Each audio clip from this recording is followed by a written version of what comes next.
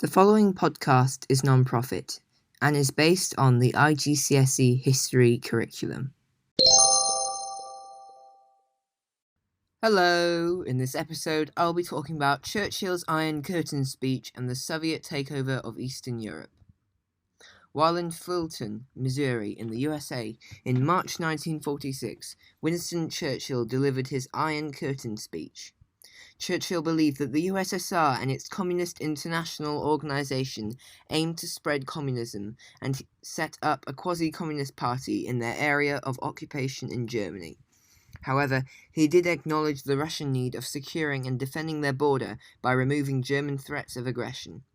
Churchill said that the countries behind the Iron Curtain are being controlled by Russia and that there are many communist governments which are trying to create a totalitarian state. Furthermore, he stated that Turkey and Persia are under threat as the Russian government is trying to claim them as their own.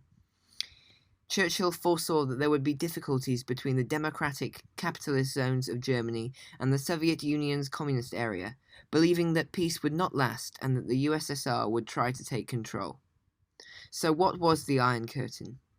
The Iron Curtain represents the separation of Europe from the area of Soviet influence. Furthermore, it represents that they are separated into communist Eastern Europe and the democratic free Western Europe. In response to Churchill's speech, Stalin argued that Churchill's views were similar to Hitler's. He was a racist and believed that Soviets were inferior to English-speaking nations. He also stated that Churchill did not appreciate that the USSR had significantly more casualties than the USA and the UK, so their desire for security was appropriate. Finally, he believed that Churchill failed to appreciate that many people actually supported communism, especially the countries that the USSR was taking over. To begin the study of the Soviet takeover of Eastern Europe, we must first understand the reasons why the USSR or Stalin would want to take control of Eastern Europe. I will now read a number of Stalin's quotes. 1. We are socialists. We are enemies of today's capitalistic economic system. We can see the truth of American capitalism.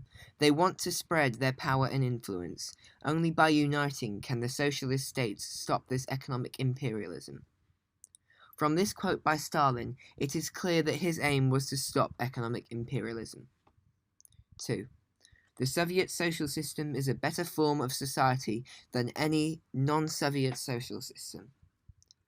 This tells us that Stalin thinks that the Soviet social system, or communism, is superior. 3. Throughout history, Poland has been a corridor for attack on Russia. This tells us that Stalin wanted to take over Poland for the security of the USSR, and that it is a weak zone and an easy way into the USSR. The Soviet Union had a loss of life several times greater than that of Britain and the United States put together. This fourth quote tells us that the USSR had suffered greatly as Eastern European countries almost let the Germans through.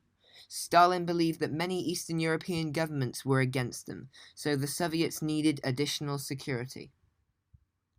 Although the Soviet takeover of Eastern Europe was not completed until 1948, it began before the Second World War had ended. There were 3 steps to take over by the Soviets.